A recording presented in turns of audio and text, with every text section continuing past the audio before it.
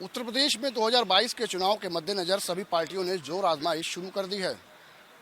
इस बीच अगर बात कांग्रेस पार्टी की जाए तो कांग्रेस महासचिव प्रियंका गांधी लोगों के बीच में जा रही हैं और सरकार की तमाम खामियां भी गिना रही हैं। लेकिन कांग्रेस की राह उत्तर प्रदेश में इतनी आसान नहीं है। 2017 के चुनाव में कांग्रेस ने समाजवादी पार्टी के साथ गठबंधन किया था। इसके बावजूद कांग्रेस को महज 6% सीटें ही मिली थीं। लेकिन अगर उत्तर प्रदेश के चुनाव की बात की जाए तो कम से कम कांग्रेस को 30% सीटों की जरूरत होगी अगर वो उत्तर प्रदेश में सरकार बनाना चाहती है। लेकिन स्थिति इससे उलट है। प्रियंका गांधी ने लड़की हूँ लड़ सकती हूँ इस तरह का नारा भी दिया है। साथ ही उन्होंने 40% तक जो महिलाएं हैं उनको टिकट देने की बात भी कही है। लेकिन अगर कांग्रेस को उत्तर प्रदेश में भी सरकार बनानी है तो अपना वोट बैंक बढ़ा के कम से कम 30% करना पड़ेगा और ये इतना आसान नहीं है। टाइम एट उत्तर प्रदेश के लिए लखनऊ से कैमरामैन रियाज के साथ अभिषेक रस्तोगी।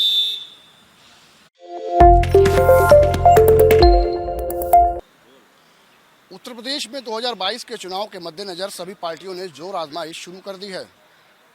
इस बीच अगर बात कांग्रेस पार्टी की जाए तो कांग्रेस महासचिव प्रियंका गांधी लोगों के बीच में जा रही हैं और सरकार की तमाम खामियां भी गिना रही हैं। लेकिन कांग्रेस की राह उत्तर प्रदेश में इतनी आसान नहीं है। 2017 के चुनाव में कांग्रेस ने समाजवादी पार्टी के साथ गठबंधन किया था।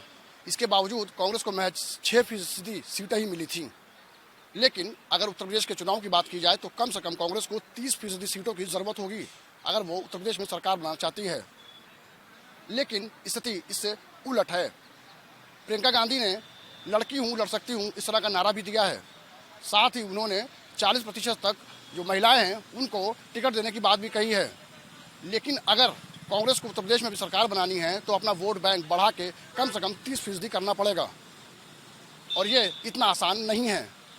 टाइम एट उत्तर प्रदेश के लिए लखनऊ से कैमरामैन रियाज के साथ अभिषेक रस्तोगी।